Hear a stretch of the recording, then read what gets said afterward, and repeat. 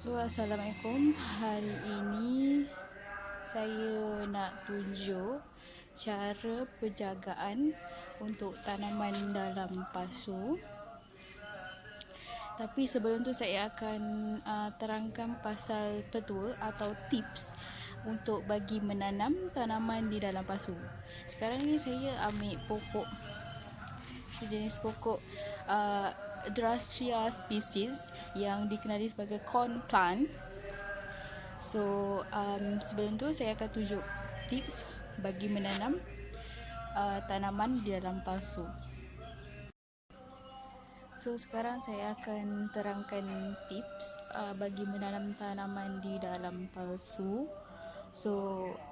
First thing is jenis tanaman yang kita nak pilih, yang kita nak tanam, dan dia kena pilih untuk senang ditanam dan senang untuk dijaga. Second is tempat pemilihan bekas. Pemilihan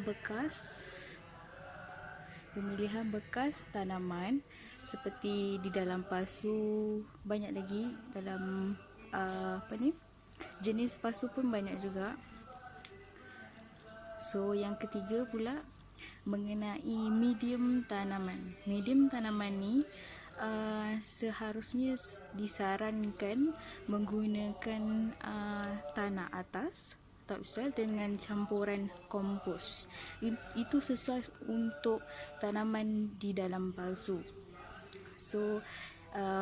Next is tempat untuk diletakkan bekas atau pasu ni, yang tempat disesuai dari segi cahaya.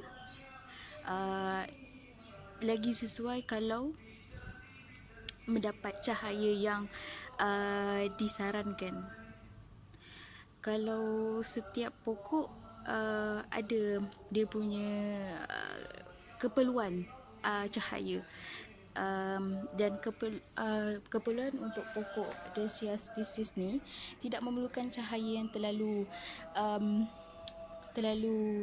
lebih, kerana dia akan buatkan daun akan jadi macam hangus, akan kering, tanah akan jadi kering.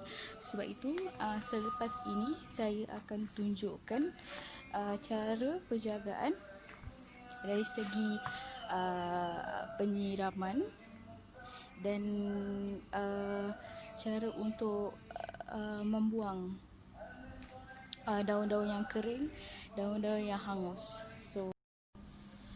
Untuk last tips atau petua bagi menanam tanaman di dalam pasu adalah pengairan dan penyiraman. Kalau penyiraman tu istilah dia berbeza dengan pengairan. Penyiraman tu adalah air yang disiram dan diserap oleh tanah. Kalau pengairan adalah air saliran air yang disiram tadi terkeluar dari lubang di dasar pasu, sebab setiap pasu ada beberapa lubang di dasar pasu. Itu adalah tips atau petua bagi menanam tanaman di dalam pasu. Sekarang saya nak tunjuk cara penjagaan bagi tanaman di dalam pasu. Saya tunjuk cara untuk memotong ataupun membuang daun yang hangus ataupun yang kering, dan sekali untuk dari segi penyiraman. Sebelum tu, antara bahan yang saya gunakan untuk cara penjagaan bagi tanaman pasu adalah gunting dan sarung tangan, termasuk tom penyiram. Sekarang saya nak tunjuk cara untuk potong daun yang kering atau hangus. Kita perlu ambil pada hujung daun ni kan ada daun hangus dan kering. Kita ambil pada hujung daun tu dan kita potong. So selepas kita dah buang daun-daun yang kering, daun-daun yang hangus, so saya nak terangkan tujuan juga kita pakai sarung tangan. Sarung tangan sebab kita boleh buang apa yang ada di sekeliling pasu ni, dan kita boleh berbetulkan lagi tanah ni. Kita buanglah macam ada batu-batu ke kan, kalau dia dah daun kita buang. So selepas kita dah berbetulkan tanah tu, kita dah ratakan balik.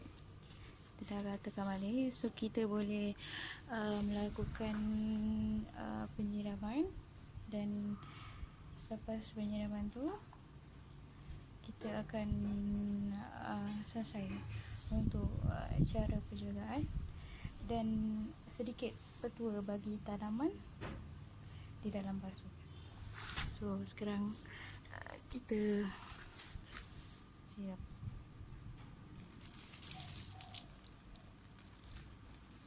Siram. So selesai untuk cara penjagaan dan sedikit tips bagi tanaman di dalam pasu.